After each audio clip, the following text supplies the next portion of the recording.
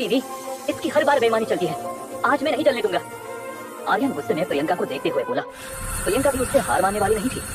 दीदी, ये खुद को बहुत ईमानदार बताता है और प्रशिक्षण में लड़कियों के पार्श्व भाग पर हमला कर देता है। तुम नक्सड़ी की नक्सड़ी ही रहोगे। इतनी बार तुमसे माफी मांग चुका हूँ इस गलती की, लेकिन तुम मुझे हमेशा शर्मिंदा करती ही रहोगी क्या? आर्यन ने अपने दांत पीसते हुए कहा। प्रियंका बोली, एक बार करो या 100 बार करो, गलती तो गलती ही रहती है। आर्यन आगे कुछ बोल पाता तभी फिर से प्रियंका बोल पड़ी।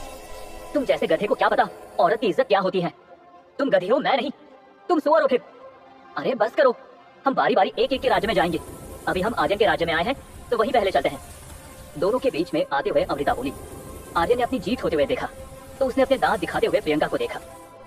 कितने भी दांत दिखा लो, मैं भी दीदी को अपने साथ ले जाकर ही रहूंगी मेरे राज्य में। प्रियंका ने आर्यन को गुस्सा दिखाते हुए कहा।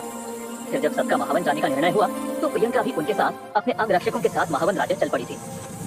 ड्रैगन से संबंध बनाने के बाद दूसरा दिन हुआ था और सभी चल रहे थे।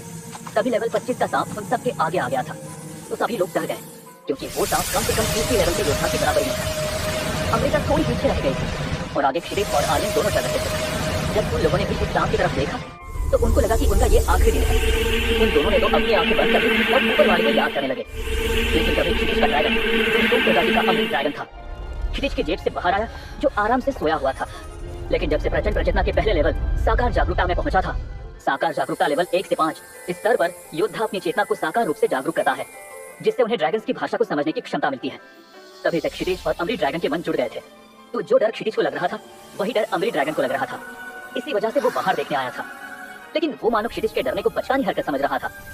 उसके इस तरह से अपनी गर्दन हिलाने से ऐसा लग रहा था मानो वो नाराज हो रहा था। उसकी ये हरकत देखकर क्षितिज मन ही मन में बोला, तुझे क्या पड़ी है? तू तो इतना छोटा सा है, तुझे क्या पता लेवल 25 का सांप कितना खतरनाक होता है? तभी ड्रैगन ने गुस्सा होते हुए क्षितिज को देखा और रात की तरह अपने मुंह से आग निकालने लगा। लेकिन वो क्षितिज की तरफ नहीं देख रहा था। उसकी जेब से वो अमृत ड्रैगन बाहर आया और हवा में उड़ने लगा। फिर वो सांप की तरफ जाने लगा और ये देखकर क्षितिज के चेहरे पर मायूसी दिखने लगी, क्योंकि ये नन्हा मुन्ना ड्रैगन उस लेवल 25 के सांप का निवाला बनने जा रहा था। और सिर्फ क्षितिज को ही नहीं, बाकी सभी को उस ड्रैगन के बारे में सोचकर बुरा लग रहा था। लेकिन जैसे ही वो ड्रैगन उस सांप के आगे आया और वैसे ही सांप ने उस ड्रैगन के बच्चे को निगलने के लिए अपना मुंह बड़ा कर दिया, तभी सभी ने अपनी आंखें बंद कर ली, क्योंकि सबको पता चल गया था कि आगे क्या होने वाला था। लेकिन कुछ देर बाद भी किसी को सांप के फुफकारने की आवाज नहीं आई। कुछ लोगों को लगा कि शायद सांप का पेट भर गया होगा, इसी वजह से वो चला गया होगा। तो सभी ने धीरे धीरे अपनी आंखें खोली तो सबकी नजर के आगे का नजारा ही अलग था। वो ड्रैगन उस सांप के सिर पर बैठकर सबको ही देखे जा रहा था और सांप को भी कोई तकलीफ नहीं हो रही थी।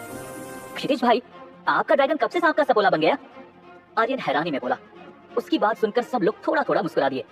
क्षितिज को विश्वास ही नहीं हो रहा था। मुझे भी पता नहीं ये क्या है। तभी प्रियंका बोली, मैंने सुना तो था कि ड्रैगन जब बड़े हो जाते हैं तो उनमें सम्मोहन शक्ति बढ़ती है, लेकिन ये तो अभी बच्चा है और अभी से इतने बड़े लेवल के सांप को वश में कर लिया, तो बड़ी आश्चर्य करने की बात है। इन लोगों की बातें चल रही थी तभी वो ड्रैगन उस सांप को लेकर क्षितिज के पास आया। सब लोग घबरा गए थे। सबको लगा कि वो बारी बारी सबको सांप को खाने की तरह पेश करना चाहता था। सब धीरे धीरे पीछे जाने लगे, लेकिन ड्रैगन ने सबकी तरफ इशारे करते हुए समझाया कि वो लोग वहीं रुके। अब तो सबके हाथ पांव कांपने लगे और सबको लगा ये पहला निवाला क्षितिज को ही खिलाने वाला है। लेकिन सबके मन में जो चल रहा था उसके विपरीत हुआ। उसने क्षितिज को उस सांप पर बिठाया, फिर धीरे धीरे बाकी लोगों को भी आने को कहा। थोड़ी देर में ही सब लोग थोड़ा घबराकर उस सांप पर आखिरकार चढ़ ही गए। फिर किसी ने जो सोचा नहीं था वो हुआ। वो सांप जमीन पर न चलते हुए आसमान में उड़ने लगा। आर्यन खुश होकर बोला, अरे क्षितिज भाई, ये आपका जो ड्रैगन है ना, सच में बहुमूल्य है। इसका तो जवाब ही नहीं। जो सफर काटने के लिए हमें 6-7 दिन लगने वाले थे, वही सफर 1 या 2 घंटे में कट जाएगा। ऊपर से इसने जान भी बचा ली। लेकिन क्षितिज को तो कुछ सुनाई दे तब ना, उसके तो अंदर कुछ टूटने की आवाज आई। फिर से उसका और ड्रैगन का लेवल बढ़ गया था। फिर अंतर्मन से हमेशा की तरह आवाज आई, बधाई हो, आपने लेवल 5 नवजात योद्धा के अभ्यासार्थी योद्धा के दूसरे चरण को पार कर लिया है और आपके ड्रैगन ने लेवल 2 स्वल्प ड्रैगन की नवजात ड्रैगन के दूसरे चरण को पार कर लिया है। इस बार शॉक में जाने की बारी प्रियंका की थी। क्या फिर से आपने लेवल बढ़ा ली? वो भी देख रही थी कि जब से इन लोगों के साथ आई थी तब से क्षितिज की लेवल 2 से 5 हो गई थी। आर्यन की लेवल 12 और प्रियंका लेवल 10 पर ही रुके हुए थे और इधर क्षितिज ने 3 लेवल बढ़ा लिए थे। वहीं अमृता की भी 22 लेवल के आगे कोई प्रगति नहीं हुई थी। इन सबको हैरानी हो रही थी, लेकिन क्षितिज और एक आवाज का इंतजार कर रहा था, क्योंकि उसकी ताकत बढ़नी रुकी नहीं रही थी। तभी और कुछ टूटा। बधाई हो, आपकी शक्ति प्रचंड प्रचेतना के लेवल 2 और साकार जागरूकता के चरण 2 में पहुंच गई है। उसके अंतर्मन से आवाज आई। फिर क्षितिज ने आंखें खोली और अब तो उसके चेहरे पर बहुत ज्यादा उत्सुकता नहीं दिखाई दे रही थी। उसको इस से आनंद सी हो गई थी। अरे वाह छोटे, तुम तो दिन ब दिन शक्तिशाली होते जा रहे हो। अमृता को जबरदस्ती कि उसको तो बता दो क्षितिज की शक्तियां इतनी रफ्तार में बढ़ने का राज क्या है, लेकिन वो अगर कुछ नहीं बोलती तो सबको उस पर ही संदेह हो जाता। धन्यवाद दी, आप जैसे शक्तिवान व्यक्ति जब मेरे जैसे कमजोर व्यक्ति की तारीफ करती है ना, तो सारी की सारी दुनिया जीतने का एहसास होता है। क्षितिज ने भी झूठ की मलाई लगाते हुए कहा। सब बातें कर रहे थे, लेकिन उनकी बातों बातों में उनका सफर कट गया और वो अपनी मंजिल पर पहुंच गए थे। जब ये आर्यन को पता चला तो वो चिल्लाकर बोला, हम महावन राज्य में आ गए।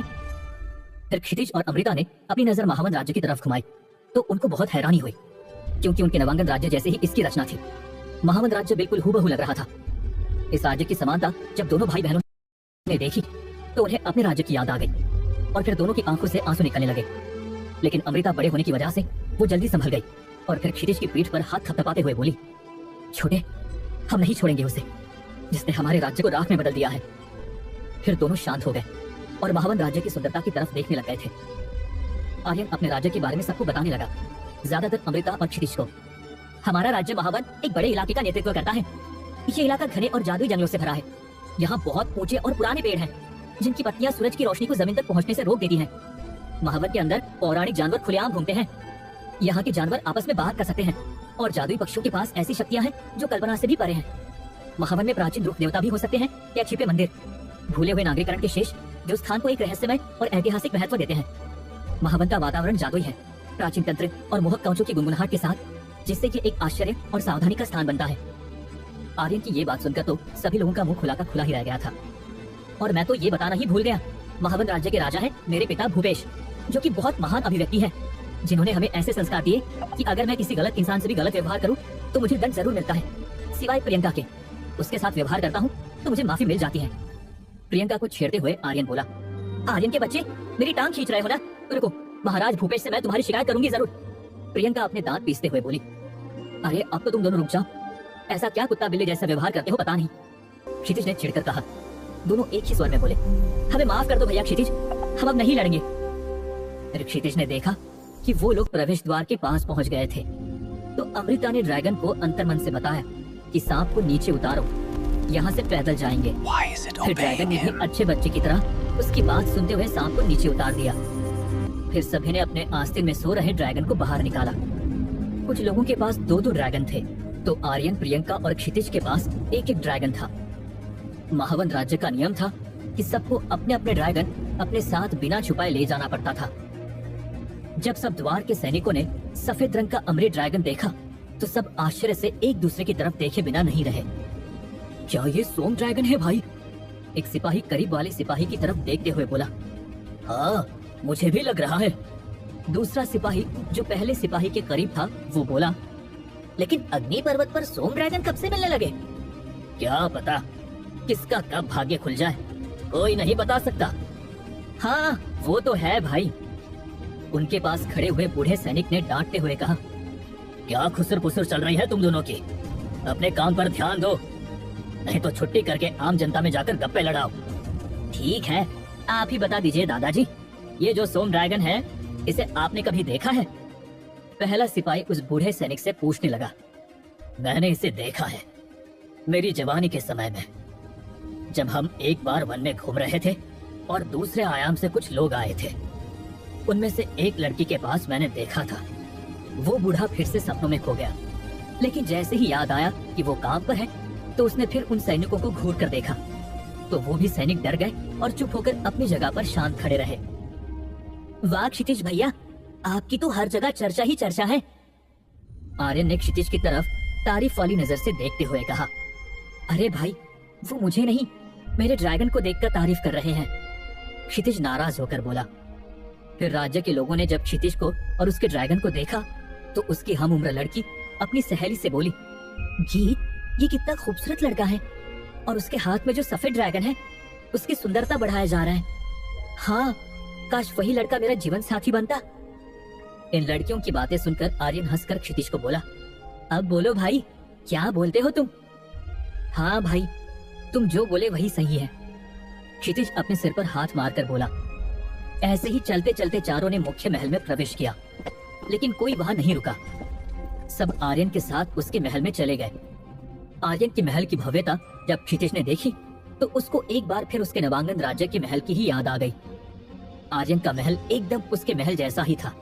फिर वो अपनी भावना को शांत करते हुए अमृता की तरफ देखने लगा तो उसका भी वही हाल था। तभी प्रियंका गुस्से में अपनी नाक चढ़ाती हुई बोली, छी, कितनी गंदगी फैला कर रखी है तुमने। हमारे महल में मैं शादी के बाद सब निकलवा दूंगी। अभी से बोल देती हूँ, जब शादी होगी तुम अपनी मर्जी से जो करना चाहो कर लेना। कुछ तुड़वाना होगा तो तुड़वा दूंगा, या तो नया महल तुम्हारी मर्जी का बना दूंगा, बस। आर्यन ने प्रियंका को प्यार से देखते हुए कहा, ठीक है, बाद में पलट मत जाना। प्रियंका भी अपने चेहरे की लाली छुपाते हुए और थोड़ी शर्मा कर बोली, अब पता चला मुझे कि इन दोनों में अनबन क्यों होती रहती है। क्षितिज थोड़ा हैरान होकर बोला, क्या मतलब, तुम दोनों की मंगनी हो चुकी है? अमृता ने पूछा। ओहो, अभी मैंने जाना कि इस छुपे रुस्तम को उसके बारे में सब कैसे पता है। क्षितिज आर्यन को छेड़ते हुए बोला, फिर बाहर क्यों दुश्मन जैसे रहते हो तुम लोग? वो ये है ना कि हम लोग हमारे रिश्ते के बारे में किसी को अभी बताना नहीं चाहते हैं। प्रियंका शर्माते हुए बोली, जिसके गाल पर गुलाबी चमक आई हुई थी। तभी सेवक दौड़ कर आया। आर्यन उसे देखकर बोला, क्या हुआ सेवक, क्यों इतना दौड़ते हुए आ रहे हो? सेवक थोड़ा रुका, फिर उसने सांसें ली, फिर वो बोला, राजकुमार की जय हो, महाराज भूपेश पधार रहे हैं, इसलिए आपको इतनी जल्दी सूचित करने आया था। ऐसा है क्या? फिर तभी बाहर से ही आवाज आई, राजकुमार आर्यन, आप आ गए लेकिन हमें सूचित नहीं किया।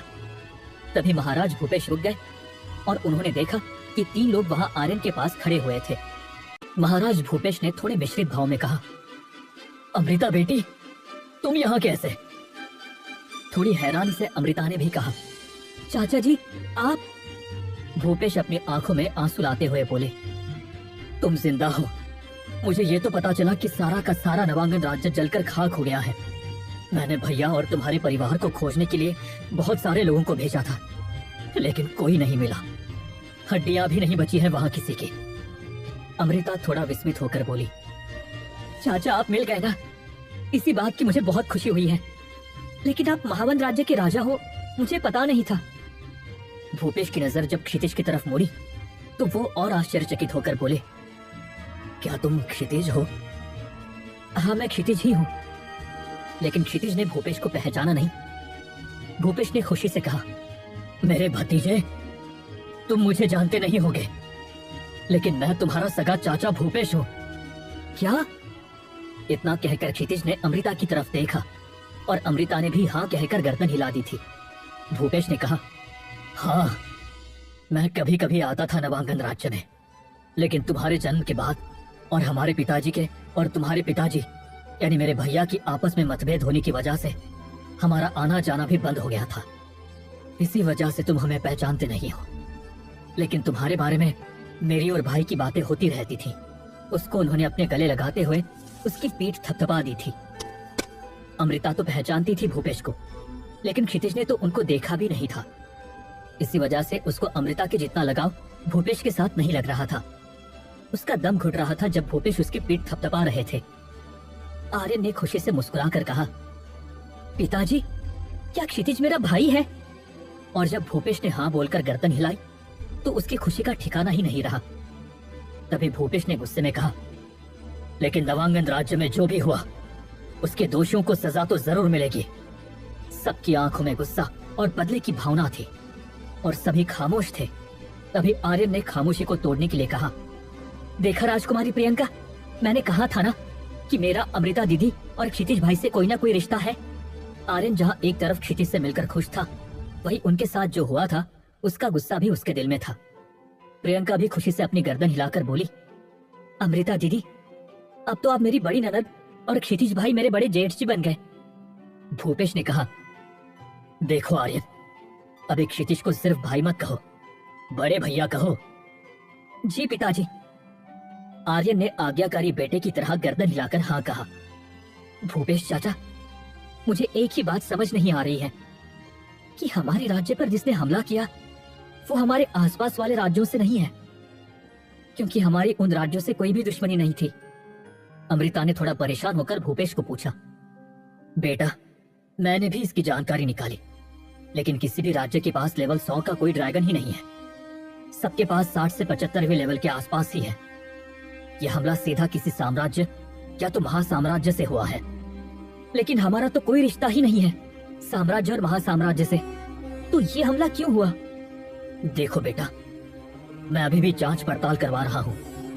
जब तक मेरे भाई के राज्य को बर्बाद करने वाले गुनहगार बर्बाद नहीं होते, तब तक मैं चैन की नींद नहीं सोऊंगा और उनको भी सोने नहीं दूंगा। भूपेश ने बहुत ज्यादा गुस्से से कहा, और भूपेश का ये अंदाज तो आर्यन ने भी अपने बचपन से नहीं देखा था। भूपेश ने प्यार से दोनों की तरफ देखकर कहा, बच्चों, तुम दोनों आज से महावंत राज्य के राजकुमार और राजकुमारी हो। आज से मैं ही तुम्हारा सब कुछ हूँ। अगर किसी भी चीज की जरूरत हो तो सीधा मेरे पास आ जाना, ठीक है? ठीक है महाराज, दोनों ने एक साथ कहा, और उनके चेहरे पर इतने दिनों से जो मायूसी थी वो भी भूपेश की वजह से चली गई थी। तभी भूपेश ने गर्व से कहा, मैंने सुना है कि तुमने अमृत ड्रैगन के साथ अपनी आत्मा का संबंध बनाया है। ये तो बड़ी फख्र की बात है, और मुझे नाज है कि तुम मेरे भतीजे हो। इतना कहकर क्षितिज की पीठ भूपेश ने फिर एक बार थपथपाई। क्षितिज शर्मा कर बोला, मैंने कहा उसे अपना बनाया, उसने अपनी मर्जी से मुझे चुना है, मेरे पास कोई विकल्प नहीं था। तभी आर्यन ने कहा, अरे क्षितिज भैया, सोम ड्रैगन ऐसे ही होते हैं, उनको कोई आत्मा से बांध नहीं सकता, वो खुद अपनी आत्मा का संबंध किसी मनुष्य से करते हैं। फिर क्षितिज और अमृता के लिए एक एक महल दिया गया, और दूसरे दिन ही महावंत राज्य में घोषित किया गया कि अमृता और क्षितिज महावंत राज्य के राजकुमार तथा राजकुमारी हैं। सभी प्रजाजनों को हैरानी हुई कि एक रात में राजा भूपेश को कहां से राजकुमार और राजकुमारी मिल गई।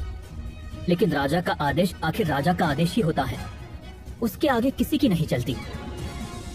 क्षितिज जब अपने दिए गए महल जा पहुंचा तो उसने देखा कि उसका महल बहुत आलीशान था। महल की पिछली तरफ बगीचा था, और उस बगीचे में बहुत से बड़े बड़े पेड़ थे, ऐसे कि कोई भी उनके नीचे बैठकर साधना कर सकता था, वो भी शांति से। जब से क्षितिज के राज्य में हादसा हुआ था, तब से वो चैन की नींद नहीं सोया था। इसी वजह से शायद वो सो गया, और दूसरे दिन भी जब उसकी नींद खुली तब तक सवेरा हो चुका था और सूरज सिर पर था। जब उसने अपनी आंख खोली तो देखा उसका प्यारा सा ड्रैगन उसके लिए एक फल लाया था, और जैसे बोल रहा था, इसे खोलो। फिर उसने भी उसका 1/3 हिस्सा खा लिया। फिर उसके शरीर से कुछ टूटने का एहसास हुआ। फिर उसके अंतर्मन से आवाज आई, बधाई हो, आपने लेवल 6 नवजात योद्धा के अभ्यासार्थी योद्धा के तीसरे चरण को पार कर लिया है, और आपके ड्रैगन ने लेवल 3 के स्वर्ग ड्रैगन के नवजात ड्रैगन के आखिरी चरण को पार कर लिया है। आपकी शक्ति प्रचंड प्रचेतना के लेवल 3 और साकार जागरूकता के तीसरे चरण में पहुंच गई है। फिर थोड़ी देर बाद उसको याद आया कि वो महावंत राज्य में है। वो जब से सोया था, उसके बाद क्या हुआ उसे कुछ पता ही नहीं है। वो अपने दिए गए महल के बाहर निकलकर अमृता के महल में पहुंचा, तो वहां पर उसे अमृता के साथ आर्यन और प्रियंका भी मिले। देखो भैया भी आ गए, अभी तुम मान जाओ, आर्यन ने क्षितिज को देखते हुए कहा। क्षितिज ने हैरानी से पूछा, क्या हुआ दीदी, किस लिए ये आर्यन आपको मना रहा है? देखो भैया, दीदी को उनकी ड्रैगन अकादमी से संदेश आया है कि वे वापस आ जाएं, लेकिन ये जाने को मना कर रही है। ऐसा क्यों दीदी? नहीं जाना मुझे, मैं मेरे छोटे को अकेला छोड़कर अभी नहीं जा सकती हूँ, अमृता चिंतित होकर बोली। तभी प्रियंका अमृता को समझाती हुई बोली, नहीं दीदी, क्षितिज भैया की चिंता अब छोड़ ही दीजिए, क्योंकि हम लोग जो बड़े भैया के साथ हैं, और हम लोग भी अगले महीने ड्रैगन अकादमी की परीक्षा में जरूर परीक्षा देकर आपके साथ वही रहेंगे। आर्यन ने उसकी फिरकी लेते हुए कहा। हाँ दीदी, प्रियंका इतना कम दिमाग होने के बावजूद सही बोल रही है। आर्यन, तुम होंगे मेरे मंगेतर, लेकिन मैं अभी भी हमारी शादी को ना कह सकती हूँ, प्रियंका ने चिढ़कर कहा। तो क्षितिज ने कहा, ठीक है, तुम लोग थोड़ा शांत रहोगे? दी मेरी बात सुनो, हमारे चाचा भूपेश के यहाँ होते हुए कोई मेरे बाल को भी हाथ लगा सकता है क्या? आप बिना चिंता किए जा सकती हो। ठीक है छोटे, मैं जाती हूँ, लेकिन तुम लोगों को मुझसे पक्का वादा करना होगा कि अगले महीने होने वाली परीक्षा में उत्तीर्ण होकर ही रहोगे। अमृता चिंतित होकर बोली। ठीक है दीदी, हमारा वादा रहा, हम जरूर आएंगे, तीनों एक साथ बोले। फिर कुछ देर बाद अमृता चली गई। फिर से क्षितिज अकेला पड़ गया। आर्यन और प्रियंका कभी कभार उसके पास मजाक मस्ती करने आ गए थे, लेकिन पूरा दिन निकलते नहीं बन रहा था। फिर देर रात को जाके वो सो गया। दूसरे दिन क्षितिज थोड़ा जल्दी उठ गया, लेकिन फिर से उसका सफेद ड्रैगन उसके सामने कल का 1/3 हिस्सा खाया हुआ फल लेकर आया और इशारा कर रहा हो कि इसको खाओ। फिर क्षितिज ने वो फल लिया और खाने लगा। हर बार की तरह उसके और उसके ड्रैगन के अंदर कुछ टूटने की आवाज आई। फिर अंतर्मन से आवाज आई, बधाई हो, आपने लेवल 7 नवजात योद्धा के अभ्यासार्थी योद्धा के आखिरी चरण को पार कर लिया है और आपके ड्रैगन ने लेवल 4 स्वल्प ड्रैगन के शिशु ड्रैगन के पहले चरण को पार कर लिया है। इस स्तर पर ड्रैगन अपनी बुनियादी क्षमताओं को मजबूत करता है और उन्हें अपने आसपास के पर्वतों के साथ मिलकर अधिक सीखने का मौका मिलता है। आप शक्ति की प्रचंड प्रचेतना के लेवल 4 और साकार जागरूकता के चौथे चरण में पहुंच गई है। अरे वाह भैया, फिर से आपने 2 दिन में 2 लेवल पार कर ली, आर्यन ने उसके महल में आते हुए कहा। क्षितिज ने कुछ नहीं कहा क्योंकि उसको अपनी बढ़ाई करना पसंद ही नहीं था। और ये आपका ड्रैगन जो पॉकेट में बैठ सकता था, उसका आकार एक बांस की तरह बड़ा हो गया है। अरे हाँ आर्यन, मैंने तो ये देखा ही नहीं। आपके ड्रैगन ने भी तीसरे लेवल को पार कर लिया होगा। हाँ, अभी अंतर्मन से आवाज आई कि ये अपनी बुनियादी शक्ति मजबूत कर सकता है, लेकिन इसको पर्वत पर लेकर जाना होगा। फिर इसमें क्या तकलीफ है, चलते हैं आज ही। हमारे साथ और 2 लोग भी चलेंगे। वैसे वो लोग मेरे से बड़े हैं और आज सुबह ही मुझे पूछने आए थे कि मैं उनके साथ महापर्वत पर आ सकता हूँ क्या, लेकिन मैंने मना कर दिया था। अभी उनको हाँ कहकर अपना संदेश भेजता हूँ और प्रियंका को भी साथ लेकर चलते हैं। क्षितिज ने उसे शांत कराते हुए कहा। ठीक है मेरे भाई, थोड़ी सांस भी ले लो, क्योंकि उसकी खुशी साफ साफ उसके चेहरे पर दिखाई दे रही थी। और हाँ, उस पर्वत पर एक ऐसी गुफा है जहाँ पर तलवार तकनीक मिलती है। आपको अपनी किस्मत आजमानी हो तो आप भी प्रयत्न कर सकते हो। जरूर करूंगा, क्योंकि मुझे तलवार चलाने में माहिर होने की इच्छा है। फिर आप तैयार हो जाइए, मैं संदेश भेजकर आपको बुला लूंगा। इतना कहकर आर्यन लगभग भागते हुए चला गया। कुछ देर बाद आर्यन, प्रियंका, क्षितिज और वो 2 लोग जिसमें एक लड़की भी थी, सभी के सभी निकल पड़े पर्वत की तरफ। भैया, सेनापति की लड़की है वो, ये प्रियंका से भी गुस्सेल है। आर्यन पीछे चल रही लड़की के बारे में बोला। प्रीति दिखने में काफी खूबसूरत थी। उसकी उम्र भी 16 साल थी। क्षितिज से 1 साल छोटी थी। उसके शरीर को शायद ऊपर वाले ने बड़ी ही फुर्सत से निखारा होगा, ऐसा उसके देखने वालों को लगता था। वो जितनी खूबसूरत थी उतनी ही उसकी जुबान तीखी थी। उसको थोड़ा भी कम ज्यादा बर्दाश्त नहीं होता था, फिर वो गलती हो, मजाक या अंदाज हो या कुछ भी हो। उसके साथ एक महेश नाम का लड़का भी था जो प्रीति से बचपन से एक तरफा प्यार करता था, लेकिन वो उसे घास भी नहीं डालती थी। मुख्य सेनापति का लड़का होकर भी उसके पिताजी से भी कम ओहदे वाले सेनापति की लड़की को अपने दिल का हाल नहीं बता सकता था। वो लोग चलते चलते जल्दी ही पर्वत तक पहुंच गए, लेकिन रास्ते भर प्रीति क्षितिज को घूर घूर कर देख रही थी। उसे अंदर ही अंदर बहुत ईर्ष्या हो रही थी। उसने मन ही मन सोचा, जब हम लोग पिछले महीने ड्रैगन लेकर आए थे तब हमारे ड्रैगन अभी 4थे लेवल तक ही पहुंचे थे, और इस लड़के का ड्रैगन 2-3 दिन में ही 3रे लेवल तक कैसे पहुंच गया। लेकिन वो कुछ नहीं कह पाई। प्रियंका ने ये सब जान लिया था। वो क्षितिज के पास आई और क्षितिज को बोली, इस पागल से बचकर रहना भैया, ये तो आपसे बिना कुछ अनबन किए ही ईर्ष्या कर रही है। अभी तो आपसे सही से उसकी बात भी नहीं हुई है। अरे कोई ना, उसका दिल आ गया होगा मेरे ऊपर। क्षितिज ने मुस्कुराते हुए जवाब दिया। नहीं भैया, ये गुस्से में क्यों देख रही है ये तो नहीं पता, लेकिन जरा बचकर रहना, आर्यन ने मुस्कुराकर कहा। क्षितिज ने भी गर्दन हिला दी। महावन पर्वत पर पहुंचते ही अमृत ड्रैगन क्षितिज के कंधे से उड़ गया। उसने उड़ते हुए देखा तो बाकी लोगों के ड्रैगन भी हवा में उड़ गए थे। फिर सभी लोग गुफा की तरफ चले गए। गुफा के पास 2 पहरेदार खड़े थे। उन लोगों को देखकर उन पहरेदारों ने गुफा का दरवाजा खोल दिया। सब लोगों के अंदर आने के बाद प्रीति कहने लगी, इस गुफा में अलग अलग लेवल्स की तलवार तकनीक मिलती है। जैसे कि पहले लेवल को कहते हैं नागिन आक्रमण। इस तकनीक में योद्धा अपनी ड्रैगन तलवार को एक नागिन की आकृति में लेकर आक्रमण करता है, जिससे उसकी गति और प्रभाव में वृद्धि होती है। दूसरे लेवल को कहते हैं आग संस्कार। इस तकनीक में योद्धा अपनी ड्रैगन तलवार में से आग निकालता है, जिससे उसका हर लेवल आग की असीम तेजी से काम करता है। तीसरे लेवल को कहते हैं समुद्र विद्रोह। इस तकनीक में योद्धा अपनी ड्रैगन तलवार को उच्च तेजी से हिलाकर समुद्र जैसी लहरें उत्पन्न करता है, जिससे वो विरोधी की रक्षा को भंग करता है। चौथी लेवल को कहते हैं आत्मा आघात। इस तकनीक में योद्धा अपनी आत्मा की ऊर्जा को ड्रैगन तलवार में संबोधित करके एक अद्वितीय और अत्यधिक प्रभावकारी हमला करता है। 5वें लेवल को कहते हैं अज्ञेय रूपांतरण। इस तकनीक में योद्धा अपनी ड्रैगन तलवार को अज्ञेय रूप से रूपांतरित करता है, जिससे वो विरोधी के लिए अज्ञात और अप्रतिसंबद्ध हो जाता है। 6ठी लेवल को कहते हैं वायु प्रवाह छल। इस तकनीक में योद्धा अपनी ड्रैगन तलवार को वायु की तेज धाराओं में छल करके विरोधी को गुमराह करता है और फिर हमला करता है। 7वें लेवल को कहते हैं ध्रुवीय प्रहार। इस तकनीक में योद्धा अपनी ड्रैगन तलवार को ध्रुवीय ऊर्जा से भरकर एक अद्वितीय प्रहार करता है। 8वें लेवल को कहते हैं विक्रम उछाल। इस तकनीक में योद्धा अपनी ड्रैगन तलवार को अचानक गति से ऊपर कूदाता है, जिससे वो विरोधी को भ्रमित करता है और अचानक हमला करता है। 9वीं लेवल को कहते हैं सृष्टि संयोजन। इस तकनीक में योद्धा अपनी ड्रैगन तलवार को सृष्टि को शक्ति से संयोजित करके एक अद्वितीय और प्रभावकारी हमला करता है। 10वें लेवल को कहते हैं अनंत विकसितता। इस तकनीक में योद्धा अपनी ड्रैगन तलवार को अनंत विकसितता का समर्थन करता है, जिससे वो आगे बढ़कर और भी प्रभावकारी हमले कर सकता है। 11वें लेवल के बारे में ना बोले तो ही अच्छा है, क्योंकि अभी तक कोई योद्धा उस लेवल तक पहुंचा ही नहीं, लेकिन फिर भी बोल देती हूँ। अज्ञेय आयुध योद्धा। इस अज्ञेय आयुध योद्धा तकनीक में योद्धा अपनी ड्रैगन तलवार के साथ एक अद्वितीय और अप्रतिसंबद्ध योद्धा बनता है, जो हर स्तर पर अनगिनत रूपों में बदलकर अज्ञेय आयुध का महारथी बनता है।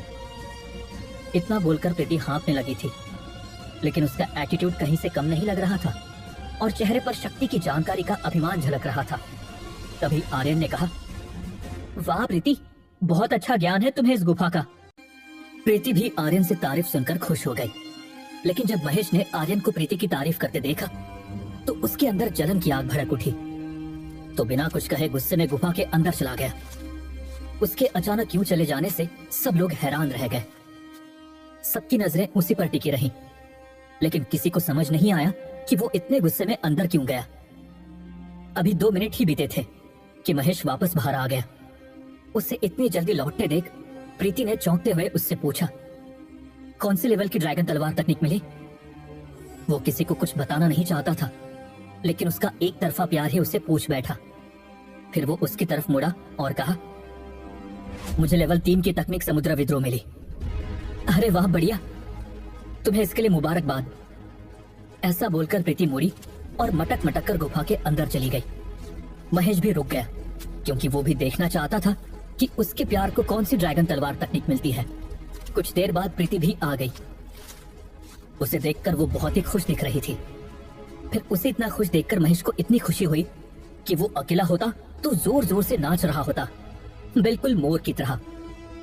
उसके सामने आते ही महेश ने पूछा, तुम्हें कौन सी लेवल की तकनीक मिली? मुझे तो मिली है लेवल 6 की तकनीक वायु प्रवाह छल। वो इतने गर्व से बोली जैसे उसने सारी दुनिया जीत ली हो। क्या बात है प्रीति, मुझे बहुत खुशी हुई, महेश ने कहा। लेकिन उसकी तरफ प्रीति ने ध्यान नहीं दिया और वो प्रियंका से बात करने लगी। उसका ये व्यवहार महेश को पसंद नहीं आया, लेकिन उसकी मजबूरी थी। फिर इधर आर्यन अंदर गया और 2 मिनट बाद लौटा। वो भी ज्यादा खुश नहीं दिख रहा था। इस वजह से प्रियंका ने पूछा, क्या हुआ? ज्यादा खुश भी नहीं और ज्यादा दुखी भी नहीं दिख रहे हो, ऐसा क्या मिला तुम्हें? कुछ नहीं, लेवल 5 की तकनीक अग्नि रूपांतरण मिली है। वाह, क्या बात है, मुझे ये बात सुनकर बहुत खुशी हुई। और ऐसा बोलते ही प्रियंका खुशी से आर्यन से चिपक गई, लेकिन फिर आजू बाजू के लोग उसकी तरफ देख रहे थे। ये देखकर थोड़ी शर्माती हुई वो उससे अलग हुई। फिर उसने शर्माकर अपनी गर्दन झुका ली। फिर प्रियंका अंदर गई और उसे लेवल 4 की तकनीक आत्मा आघात तकनीक मिली। अब बारी आई क्षितिज की। क्षितिज बहुत धीरे धीरे अंदर गया तो एकदम उसके शरीर में जैसे कोई आत्मा आ गई और कुछ देर में उसके शरीर में हर जगह घूमने लगी, उसके शरीर को अपने बल से दबाने लगी। उसके ऐसा करते ही क्षितिज के पसीने निकलने लगे, लेकिन उसने हार नहीं मानी। वो सब सहता गया। फिर उसके दिमाग में दर्द होने लगा, लेकिन वो इधर से उधर नहीं हिला।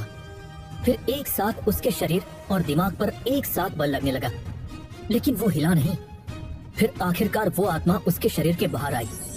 फिर क्षितिज के सामने एक आदमी जैसी आकृति आई और बोली, इतने सालों से मैं जिसका इंतजार कर रहा था, वो व्यक्ति आज मुझे मिला है। मुझे दिल से खुशी हो रही है। क्षितिज ने भी आदरपूर्वक उनको नमन करते हुए कहा, धन्यवाद पूर्वज। आज मैं तुम्हें जो तकनीक देने जा रहा हूं वो अब तक किसी के पास नहीं है। यह है 11वीं तकनीक, अग्नि आयुध योद्धा तकनीक। जैसे जैसे तुम्हारा लेवल बढ़ेगा वैसे वैसे ये तकनीक भी बढ़ती जाएगी। बहुत बहुत शुक्रिया पूर्वज, क्षितिज ने अपने पैरों में गिरते हुए कहा। फिर उसके शरीर में हवा की तरह कुछ जाने लगा। फिर उसके अंतर्मन से आवाज आई, मुबारक हो, आपको आग्नेय आयुध तकनीक प्राप्त हुई है और आप इसकी पहले लेवल साधारण स्तर पर पहुंचे हो। यह संदेश सुनकर तो क्षितिज को जमीन भी कम लगने लगी। उसको समझ ही नहीं आ रहा था कि वो क्या बोले और क्या नहीं। लेकिन उसके सामने जो आत्मा खड़ी हुई थी वो चली गई और अब वो अकेला था। फिर वो कुछ समय बाद बाहर निकल आया। उसे देखकर आर्यन ने पूछा, क्षितिज भैया, कौन से लेवल की तलवार तकनीक आपको प्राप्त हुई है? मुझे 11वें लेवल की अग्नि आयुध योद्धा तकनीक प्राप्त हुई है, प्रियंका ने हैरान होते हुए पूछा। क्या कह रहे हो भैया, सच सच बोलो भाई। आर्यन ने हैरानी से अपने आप को चिमटी काटते हुए बोला, हाँ आर्यन, क्या मैं तुमसे झूठ बोलूंगा? वो भी है, आर्यन ने अपना सर खुजाते हुए कहा। क्षितिज को 11वें लेवल प्राप्त हुई है। ये देखकर प्रीति का सारा अहंकार निकल गया और वो आगे बढ़कर क्षितिज के पास गई और बोली, बहुत बहुत मुबारक हो आपको, धन्यवाद। और ऐसा बोलते ही उसने उसके हाथ से हाथ मिलाया। उसने सही से देखा तो उसे प्रीति बहुत ही खूबसूरत लगी और उसकी नजर प्रीति से हट ही नहीं रही थी। वो तो थोड़ी देर तक जब प्रीति ने अपना हाथ उसके हाथ से छुड़ाने की कोशिश की तब वो वर्तमान स्थिति में वापस आया और हड़बड़ाकर अपना हाथ उसके हाथ से छुड़ा लिया। इस हरकत को देखते हुए महेश का गुस्से का पारा अपने सर के ऊपर जाते हुए दिख रहा था, लेकिन वो चुपचाप खड़ा था। लेकिन प्रीति का क्षितिज को मुस्कुराते हुए देखना उसे पसंद नहीं आया। फिर जब सब वहां से बाहर आए तो आर्यन और प्रियंका ने क्षितिज को घेर लिया। फिर आर्यन ने पूछा, क्या हुआ भैया?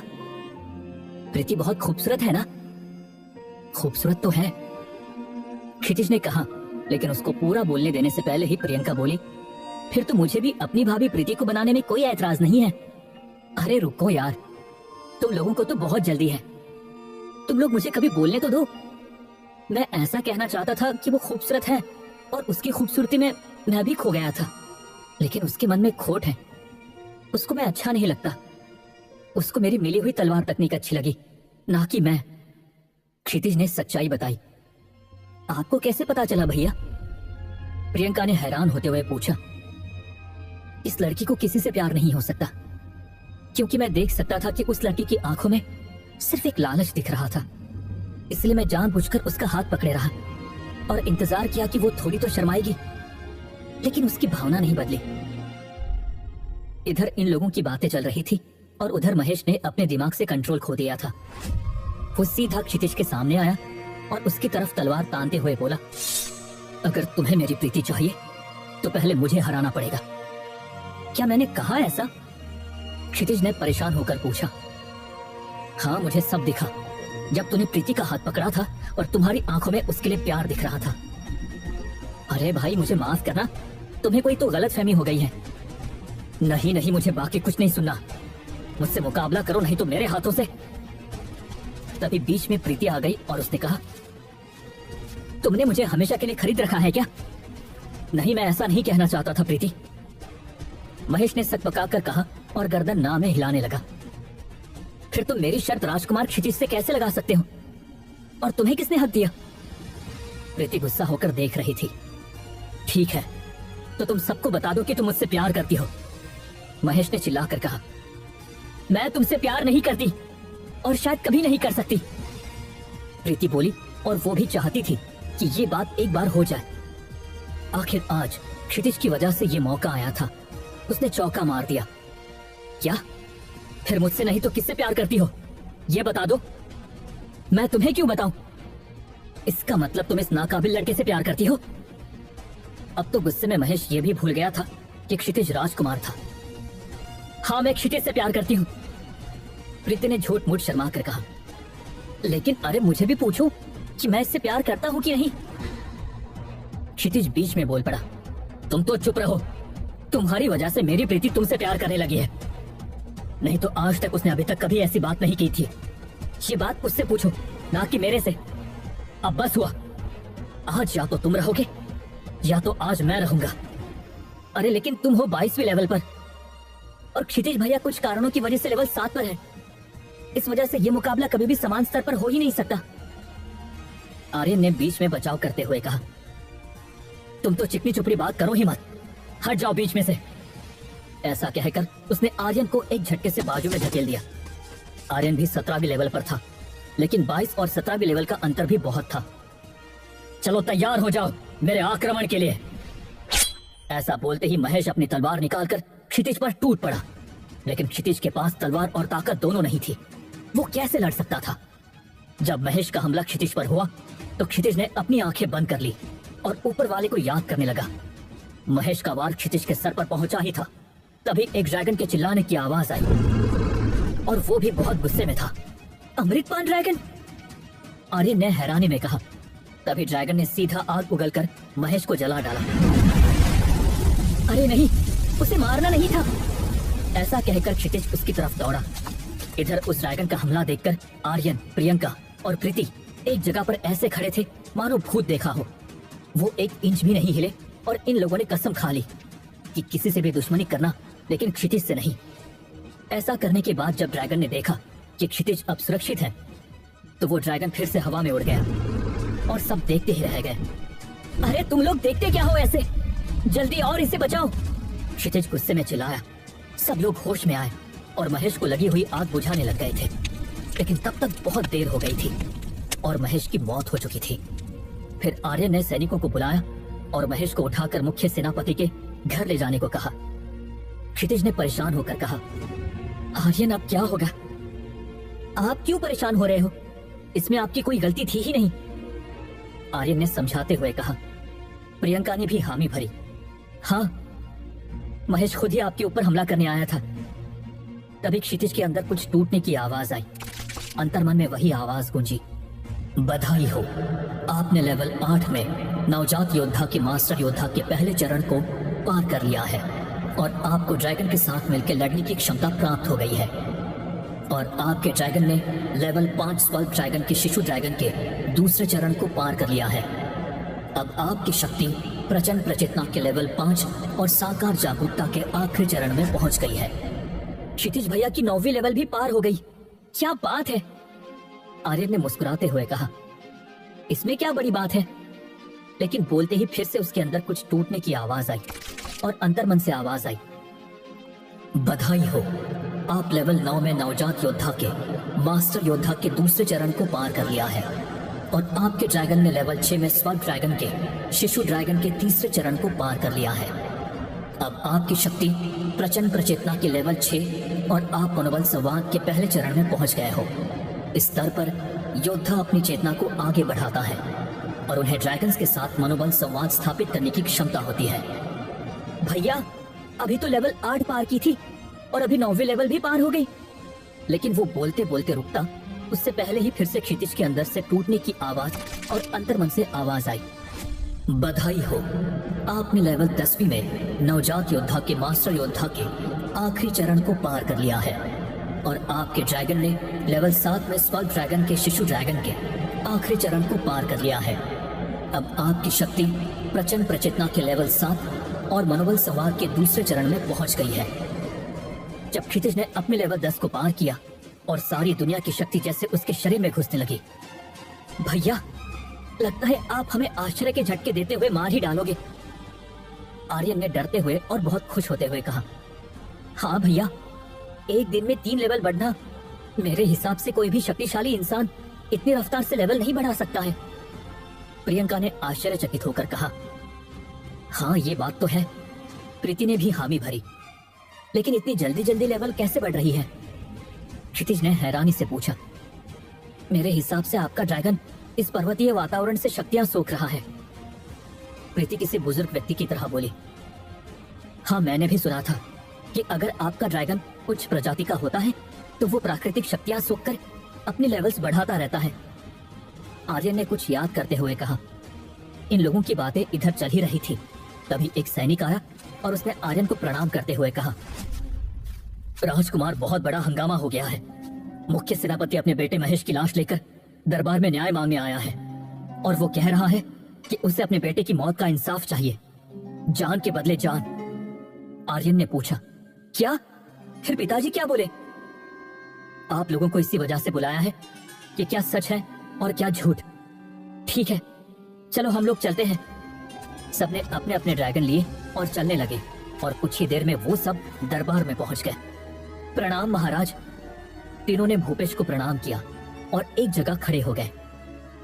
अब बोलो विदुर, बच्चे भी आ गए हैं। मुख्य सेनापति की तरफ देखते हुए महाराज भूपेश ने कहा, महाराज मुझे कुछ नहीं बोलना, सिर्फ मेरे बेटे की मौत के बदले मुझे राजकुमार क्षितिज की मौत चाहिए और कुछ नहीं। इतना सुनते ही प्रियंका, क्षितिज और प्रीति घबरा गए, लेकिन आर्यन शांत था। उसे पता था कि उसके पिता महाराज भूपेश कभी किसी के साथ अन्याय नहीं होने देंगे। महाराज भूपेश ने गुस्से में विदुर को चेतावनी देते हुए कहा, लेकिन आपको यह फैसला लेने का हक किसने दिया? यह न्याय का दरबार है, आपकी हवेली नहीं। यहाँ पर ना कोई राजकुमार है और ना कोई सेनापति का लड़का, यहाँ सिर्फ आम जनता है, समझे?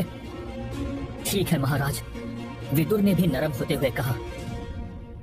बताओ क्षितिज, तुम अपनी बेगुनाही में क्या बोलना चाहते हो? महाराज, महेश ने खुद मुझे लड़ने के लिए उकसाया, लेकिन आखिर तक मैं उसे रोकता रहा। उसने मेरे ऊपर हमला कर दिया, फिर मेरे अमृतपान ड्रैगन ने आकर मुझे बचा लिया और मुझे बचाते हुए उसने महेश पर हमला किया था। उस हमले में महेश की मौत हो गई। क्या इस बात में सच्चाई है राजकुमार आर्यन? महाराज भूपेश ने आर्यन से पूछा। महाराज, राजकुमार क्षितिज ने जो भी कहा वो 100% सच है। राजकुमारी प्रियंका, आप बताओ। महाराज, ये सब हमारे सामने हुआ है और राजकुमार क्षितिज का इसमें कोई दोष ही नहीं है। लड़ाई की शुरुआत महेश ने ही की थी, प्रियंका बोली। प्रीति, आपका क्या कहना है इस बारे में? प्रीति अपना नाम सुनते ही डर गई और वो थोड़ी देर चुप रहने के बाद वो बोलने लगी। महाराज, राजकुमार क्षितिज जो भी बोले वो सच है। फिर महाराज भूपेश ने अपना निर्णय सुनाया। ठीक है, फिर मैंने निर्णय ले लिया है।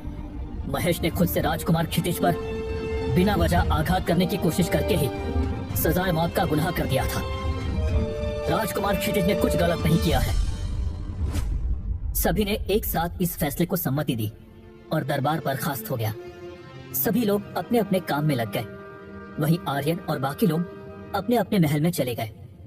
कुछ देर बीतने के बाद एक संदेश आया जिसमें लिखा था, अमृता सही सलामत पहुंच गई थी और क्षितिज कोई चिंता ना करे। उसने जल्दी से जल्दी लेवल बढ़ाकर ड्रैगन एकेडमी आने के लिए बोला था। क्षितिज ने भी जब ये संदेश पढ़ा तो उसे बहुत खुशी हुई। उसने अपने पैर मोड़ लिए और अपनी शक्ति बढ़ाने को बैठ गया। कुछ देर तक वो वैसे ही अपनी साधना करता रहा और कुदरती शक्तियों का शोषण अपने शरीर में करने लगा। क्षितिज का पूरा ध्यान सिर्फ अपनी शक्तियां बढ़ाने पर था। वो अपना ज्यादा से ज्यादा समय अपनी साधना में देता था, इसलिए आर्यन और प्रियंका से उसका मिलना जुलना कम हो गया था। अब उसकी और ड्रैगन की शक्तियां लगातार बढ़ती जा रही थी। ड्रैगन का आकार इतनी जल्दी बढ़ते देखकर राज्य में सभी हैरान थे। फिर एक दिन अपनी शक्तियां बढ़ाने के लिए वो प्रलय पर्वत पर पहुंचा, तो उसके साथ आया हुआ ड्रैगन भी अपनी ट्रेनिंग के लिए आसमान में उड़ गया। फिर क्षितिज धीरे धीरे जंगल की ओर बढ़ने लगा। जंगल में जानवरों और पक्षियों की काफी आवाजें आ रही थी। वो आराम से आसपास बहुत ध्यान से देखकर एक एक कदम फूंक फूंक कर चल रहा था। फिर थोड़ा जंगल के अंदर आने के बाद उसे एक गुफा दिखी, तो वो वहां पर चला गया। उसने पहले तो उस गुफा को साफ किया, फिर जाकर वो अपने पैर मोड़कर वहां बैठ गया और अपनी शक्तियां बढ़ाने लगा। वो आसपास की कुदरत से शक्तियां खींचने लगा और उसके अंतर्मन से संदेश आते ही रहे, लेकिन उसने अपनी आंखें नहीं खोली। उसने जब लेवल 15 को पार कर लिया तो उसके अंतर्मन से आवाज आने लगी, बधाई हो, आपने लेवल 15 क्षत्रिय योद्धा के 5वें स्तर को पार कर लिया है। आपकी सरासरी गति 50% बढ़ गई है और क्षत्रिय योद्धा के लेवल की अधिकतम गति आप बढ़ा चुके हैं और आपके ड्रैगन ने लेवल 25वें युवा ड्रैगन के आखिरी चरण को पार कर लिया है। आपकी शक्ति प्रचंड प्रचेतना ने लेवल 15 को पार कर लिया है। अब आप अपने दिमाग से संपर्क करके काम करवा सकते हैं। क्या मतलब? अब मैं चाहूं तो अमृतपान ड्रैगन को अभी इधर बुला सकता हूँ क्या? क्षितिज अपने आप से बात करते हुए बोला। ठीक है, अमृतपान इधर आओ। उसने इतना बोला ही था, तभी एक बड़ा सा भैंसे जैसा जानवर उसकी गुफा में धड़ाम धड़ाम पैर पटकते हुए आया। उसे देखकर क्षितिज का दिल भी एक बार घबरा गया, लेकिन फिर उसने गौर से देखा तो वो जानवर और कोई नहीं, उसका अमृतपान ड्रैगन था। अमृतपान नाम बहुत खराब लगता है, मैं तुम्हें कोई दूसरा नाम दे दूं तो कैसा रहेगा? ड्रैगन को देखकर उसने सवाल किया। ड्रैगन ने भी अपनी गर्दन हिलाकर हाँ का इशारा किया। तुम्हारा नाम क्या रखूं? अमर रखूं क्या? उसने ड्रैगन की तरफ सवालिया नजर से देखा, पर ड्रैगन कुछ नहीं बोला और चला गया। अरे बताते तो जा कि अच्छा लगा कि बुरा? क्षितिज उसको पीछे से आवाज देते हुए बोला, लेकिन ड्रैगन तो रुका ही नहीं। फिर क्षितिज ने भी उसका पीछा नहीं किया और फिर उसने अपनी तलवार निकाली और मन में बातें करते हुए बोला, अब मैं तलवार से आग्नेय आयुध योद्धा तकनीक का लेवल 1 कंप्लीट कर लेता हूँ। क्षितिज फिर आग्नेय आयुध तकनीक को अपने दिमाग में दोहराने लगा और उसके हिसाब से अपनी तलवार हिलाने लगा, लेकिन जब भी वो कोशिश करता तो उसका और उस तकनीक का तालमेल नहीं बैठता। उसने पूरा 1 घंटा कोशिश की, लेकिन आखिरकार उसने तंग आकर तलवार नीचे फेंक दी और गुस्से से नीचे बैठ गया। फिर उसे याद आया उसके राज्य का विध्वंस और उसके राज्य के जलते हुए घर। तो फिर उसने गुस्से में तलवार उठाई और 2 घंटे तक कोशिश करता रहा। आखिर में वो सफल हुआ। उसने आग्नेय आयुध तकनीक की लेवल 1 बेसिक मास्टरी पूरी कर ली थी। क्षितिज आग्नेय आयुध योद्धा तकनीक की लेवल 1 को पार करने के बाद फिर से ट्रेनिंग करने बैठ गया। फिर वो लगातार कुदरत से शक्तियां खींचता रहा और हर दिन उसके अंतर्मन से आवाज आती रही कि उसे अपने राज्य को बर्बाद करने वालों से बदला लेना था। तो वो 5 दिन लगातार ट्रेनिंग करता रहा। 5वें दिन उसने आंखें खोली और उसके अंतर्मन से आवाज आई, बधाई हो, आपने लेवल 20वीं क्षत्रिय योद्धा के 10वें स्तर को पार कर लिया है। अब आपकी शक्ति 20 टन की हो गई है और आपके ड्रैगन ने लेवल 35 मध्यस्थ ड्रैगन के 5वें चरण को पार कर लिया है और आप ड्रैगन को संदेश भेज सकते हैं और एक दूसरे से बातें भी कर सकते हो। इन आवाजों के बाद क्षितिज ने अपनी आंखें खोली और मुस्कुराते हुए बोला, अब अमर मुझसे दिमाग की तरंगों से बात कर सकता है, मतलब मुझे अब अकेलापन महसूस नहीं होगा। अमर इधर जल्दी आओ। इतना बोलकर क्षितिज ड्रैगन के आने का इंतजार करने लगा। क्या है? और मैं लड़का नहीं लड़की हूँ। ड्रैगन ने उसको अपने दिमाग की तरंगों के माध्यम से संदेश भेजा। क्या तुम लड़की हो? इतना कहकर क्षितिज लाचारी से मुस्कुराया।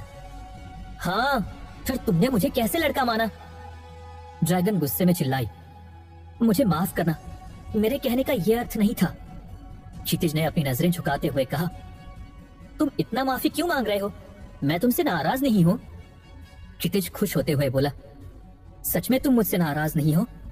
और फिर मन में बोला, ऊपर वाले की दया से बच गया। चलो चलते हैं, मुझे एहसास हो रहा है कि कुछ तो बुरा हो रहा है। लेकिन ये तो बताओ, मैं तुम्हें किस नाम से बुलाऊं? तुम्हें जिस भी नाम से बुलाना है बुलाओ, मुझे कोई फर्क नहीं पड़ता। अपना पैर झटकते हुए ड्रैगन बोली, मैं राधिका नाम से तुम्हें पुकारूंगा, चलेगा ना? ड्रैगन की तरफ थोड़ा मजबूरी में देखते हुए क्षितिज ने पूछा, ठीक है। इतना बोलकर ड्रैगन चली गई और अपने मन ही मन में राधिका राधिका बोलकर बहुत ही खुश हुई। बाहर आते ही उसने क्षितिज से कहा, चलो बैठो मेरी पीठ पर। इतना कहकर वो नीचे अपने पैरों को मोड़कर बैठ गई। फिर क्षितिज थोड़ा असहज होकर उसकी पीठ पर बैठ गया और फिर दोनों आसमान में उड़ने लगे। दूसरी तरफ महावन राज्य की सीमा और प्रलय पर्वत के बीच में एक लड़का अपने ड्रैगन के साथ भाग रहा था और सैनिकों की एक टुकड़ी उसका पीछा कर रही थी। पीछे से एक आदमी जोर जोर से हंस रहा था और बोल रहा था, ये रहा महावन राज्य का राजकुमार, भगोड़ा कहीं का। मैं भगोड़ा नहीं हूँ, आओ मुझसे सामने से युद्ध करो कायर। तुम्हें मैं बताता हूँ कौन भगोड़ा है और कौन शक्तिमान। आर्यन गुस्से में दांत पीसते हुए चिल्लाया, देखो मुझे तुमसे एक एक हाथ करने की कोई ख्वाहिश नहीं है और आखिर में जीत जीत होती है, फिर वो अकेले लड़कर हो या सैनिकों के साथ लड़कर हो। विरोधी सेना का राजकुमार बोला, क्षितिज भाई आप कहाँ हो? आर्यन मन ही मन में क्षितिज को पुकार रहा था, प्लीज जल्दी आ जाओ, मुझे आपकी जरूरत है। आर्यन प्रलय पर्वत की तरफ ही दौड़ रहा था तभी ऊपर आसमान में एक बड़ा सफेद ड्रैगन और उसके ऊपर एक लड़का बैठा हुआ था। क्षितिज भैया, मुझे बचा लीजिए। इतना कहकर वो जमीन पर गिर गया। उसे गिरते हुए जब उस ड्रैगन और लड़के ने देखा तो ड्रैगन से एक बहुत शक्तिशाली सफेद आग उगली और उसने ड्रैगन के पीछे दौड़ रहे सैनिकों को एक ही सेकंड में राख के ढेर में बदल दिया। ये नजारा देखकर विरोधी सेना के राजकुमार की तो हालत ऐसी हो गई कि काटो तो खून नहीं। वो अपनी जगह से हिल भी नहीं पाया और ना ही अपनी आंखों की पलकों को झपका पाया। क्षितिज और राधिका धीरे धीरे नीचे उतरे और आर्यन के पास आ गए। आर्यन, मेरे छोटे भाई, क्या हुआ? इतना घबराए हुए क्यों हो? और यहाँ क्या चल रहा है? हमारे महावन साम्राज्य में ये राजकुमार जैसा दिखने वाला लड़का कौन है? ये लड़का अजातशत्रु है और मैं जब आपसे मिलने आ रहा था तो इसने मेरे ऊपर हमला किया और इतने सारे सैनिकों को साथ में जब मैंने देखा तो मेरा दिल घबरा गया। आर्यन जोर जोर से सांसें लेने लगा। ये अजातशत्रु कौन है? क्षितिज ने थोड़ा समझते हुए और उस लड़के की तरफ देखते हुए पूछा। ये हमारे शत्रु राज्य सोनपुर का राजकुमार है। हमारा इनके राज्य से हमेशा 36 का आंकड़ा रहा है, लेकिन अभी वो हमारे पीछे इतने सैनिकों को लेकर क्यों दौड़ रहा था? क्षितिज ने पूछा तो आर्यन बोला, उसने मुझे अकेले ही प्रलय पर्वत पर आते हुए देख लिया और फिर हमारी थोड़ी बहस भी हो गई थी। इसी वजह से उसने मेरे पीछे अपने सैनिक छोड़ दिए। तभी क्षितिज से अंतर्मन में संवाद करते हुए राधिका बोली, ठीक है, इसका क्या करना है? मार दूं क्या? नहीं, उसे मारना मत। क्षितिज जोर से चिल्लाया। उसका चिल्लाना आर्यन और अजातशत्रु ने सुना तो दोनों ही असमंजस में पड़ गए और क्षितिज की तरफ हैरानी से देखने लगे। वैसे तो अजातशत्रु का ड्रैगन लेवल 5 पर था और आर्यन का लेवल 3 पर, लेकिन उन लोगों को यह पता नहीं था कि क्षितिज अपने ड्रैगन से अंतर्मन में बातें कर सकता है। ये लोग मुझे इतनी अजीब नजर से क्यों देख रहे हैं? क्षितिज ने अपने मन ही मन में कहा, लेकिन ये राधिका ने सुन लिया। इतना जोर जोर से चिल्लाओगे तो वो लोग तुम्हें पागल समझते हुए ऐसे ही देखेंगे ना? क्षितिज ने भी अपने सिर पर मारते हुए कहा, अरे हाँ, अभी समझ में आया मुझे। उसकी ये हरकतें देखकर अजातशत्रु और आर्यन अपनी दुश्मनी भुलाकर एक दूसरे की तरफ मुस्कुराकर देख रहे थे, मानो वो जन्मों के दोस्त हों। फिर उन दोनों को जब समझ आया कि वो शत्रु है तो उन लोगों ने अपना अपना चेहरा दूसरी तरफ घुमा लिया। लगता है भैया जंगल में रहते हुए अकेले अकेले खुद से बात करने लगे हैं, या शायद उनको कोई बीमारी हो गई है। आर्यन अपने मन में बोला। उसके चेहरे पर मुस्कान बिखर गई। लो, अब ये 12 साल का लड़का भी तुम्हें पागलों में शामिल करने लगा है। राधिका ने अंतर्मन से क्षितिज को संदेश भेजा। क्या ये मुझे पागल समझता है? क्षितिज चिल्लाया, लेकिन वो अपने मन में नहीं, बाहर चिल्लाया। राधिका अंतर्मन में बोली, नहीं, अब तक तो नहीं समझ रहे थे, लेकिन पक्का समझेंगे। तुम थोड़ा चुप रहोगी कृपया करके? क्षितिज अपने हाथ जोड़कर राधिका के सामने अपने घुटने पर बैठ गया। तुम्हें जो करना है करो, मैं तो चली। इतना बोलकर राधिका दूसरी ओर थोड़ी दूर जाकर खड़ी हो गई। ये पागल राजकुमार किस लड़की से बात कर रहा है? लगता है इस महावन राज्य में सब पागल ही भरे हुए हैं। अगर ऐसी बात है तो पिताजी को बोलकर इनसे दुश्मनी की जगह इनसे सहानुभूति दिखाकर इनको छोड़ देना चाहिए। अजातशत्रु अपने मन में क्षितिज के बारे में दयालु भाव से सोचने लगा। भैया को तो अब लड़की भी दिख रही है। बेचारे भैया, उनको महल में ले जाकर किसी दासी को उनके पास भेजना पड़ेगा, क्योंकि भरी जवानी में उनका ऐसा हाल होते हुए मैं नहीं देख सकता।